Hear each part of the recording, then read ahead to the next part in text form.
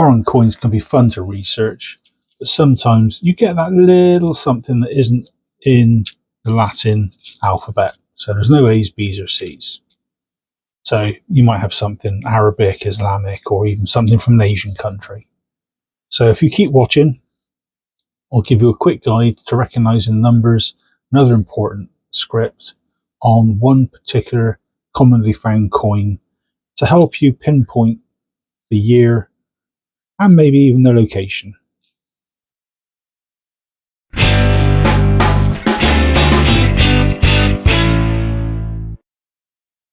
Welcome back, everyone. So, based on my world coin hunts, I'm going to make a very quick, well, fairly quickish video for you, looking at non-Latin scripted coinage. So today, I'm going to be looking at Japanese coins in particular, and this actual coin itself is the 5 yen. From my coin hunts so far, I've found that a fair few of these do crop up, and to me they look the same, what they did originally at least. I didn't understand the writing on them, so over the last month or so I've studied various coins and languages behind them for a better idea, see what's going on really. There's nothing worse than trying to record a video for people and not having a clue about what's in your hand. And trust me, I can't speak it or write it, but I can now at least recognize it. Okay, so the 5 yen. It's a simple little coin that appears in many a mixed bag of foreign coins when you buy them by the boatload, which is why I've got so many. Well, that's about a third of what I've actually got, but in the last 2 or 3 years of getting foreign coins, yeah, they tend to build up after a while. But the 5 yen we see nowadays, that's actually got a hole in, as you can see, whereas the previous versions from before 1949 were solid. Now, the reverse and the obverse are recorded differently on both Numista and the Japanese coin wiki pages, but I'll use the wiki pages anyway, as they actually reference their sources from the Japanese mints and various other sources themselves. So a quick description of what these coins actually have on them. The obverse, so in this case, this is being treated as the obverse. This is like a large bending stalk of rice, and that represents the agriculture. You've got water at the bottom, that's representing the fisheries, and around the middle, if you see, it looks like there's a cog. Well, that's for industry. And the writing at the bottom is 5 yen written in kanji. On the reverse, what you then got, you've got the hole flanked by what is referred to as seed leaf. So what these things look like, little flies or little insects, actually seeds, seed leaves. And the issuing authority at the top, so those 3 characters across the top itself, and then you've got the date across the bottom. Now, the issuing authority on Japanese coins since the mid-1940s now is known as, or called, Nippon Koku, or in Western talk, State of Japan.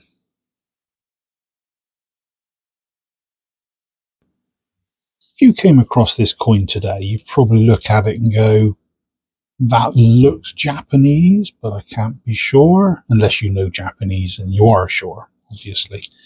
There's so many scripts, characters, all around the sort of the Asian area, the far Asian area, that you can get sort of mixed up. Korean's rather square looking, Chinese is more rounded, and Japanese, to me at least, it always looks a mix of the two. So there's rounded and squared looking characters, but the Japanese do use, as I mentioned before, kanji, which is a form of iconography for the writing for their words, shall we say. So if you came across these now, yeah, you might not have much of a clue about where they're from, their face value, other than it appears to be a simple design, which it is. But it gets the necessary information over to the holder without the need for highly decorative details, really. So the text, as I mentioned, on the reverse, you've got the issuing body. Turn it around. There we go. Across the top. This can be found on all modern Japanese coins, and you'll soon be able to recognize it straight away. The characters used to denote the year of issue don't represent a Western date, so that's something you've got to bear in mind. But it's actually the year of rule by the emperor of the time.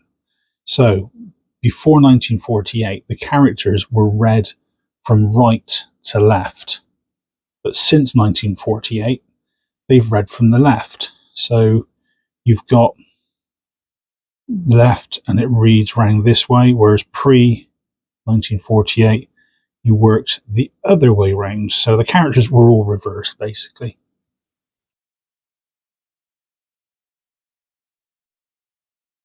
Western numbers are used on more recently issued high value coins, like the 50 and 100 yen.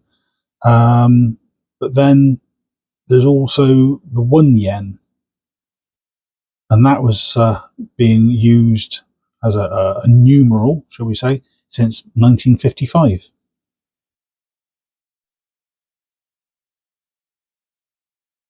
Okay, there's 6 characters on this example at the bottom, but you can potentially have just the 5. So looking at the right hand side, if I just move over here, you can see the one I've circled, that denotes the word for year. So this is another aspect you'll always find on their coins. So when they give you a year, they actually tell you it's a year. The first 2 characters, in this case, Showa, meaning peace. This can be found on coins issued during the reign of Emperor Hirohito from 1926 until his death in January. Well, get in focus. January 1989, at which point the new emperor, Akihito, who was Hirohito's son, had his period, as it were, added to coins, and that was called Heisei. So the characters themselves change, but the numerics, as it were, restart from the very beginning. Okay, sorry about that. History lesson over. You can tell I've got into the research quite a bit recently. So back to business, the coin. The coin itself, terrible focusing issues today.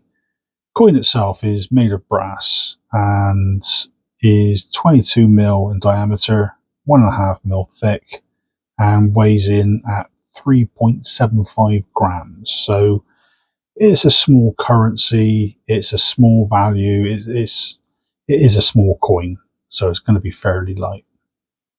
So the obverse has 2 words. You've got 5 and yen. So again, the numbers will come to you after a while, as will the character for the word yen. You will recognize it the more you get involved with these coins.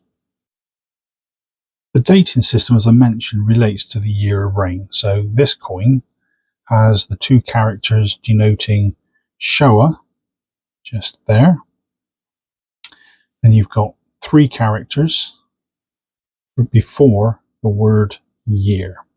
So until you can remember the numeral characters, you might want to keep a ready reckoner handy. So if I just pop an image up in the top right there, The numbers are a mix of single digits until you have the plus sign or the cross character, which denotes a multiple of 10. So, as the coin I've got here, it's a 4, a cross, which makes it 40. And the third character, in focus, thank you, is the additional year. So that's a 9. So you've got 4, 10, and 9 makes 49. So the date therefore reads, this is really struggling. Thank you. Keep my hands still, might help. So that is Showa 49 year, which to us Westerners is 1974. So the cross on its own can simply just denote the 10th year. So you'd have Showa, cross, and then the word or character for year. You can have a mishmash, but as soon as you see that cross in there, you know that the character before it generally needs to be a multiple. So the confusing thing that only happens once for each emperor is the first year of issue. It's not a 1, which if you saw on the pop-up just now, it's a single line. It's not a single line, it's not a number 1, but it looks like a pi sign with a horizontal line above it. So if I just pop that up next to this one, you can see that as well. Well, hopefully you found this interesting and maybe helpful for the future should you come across any Japanese coins, not necessarily just 5 yen. If you like the video, please consider a like and subscribe, as it helps the channel grow and get others to drop by and help boost the numbers. But as always, thanks for staying to the end. Cheers all.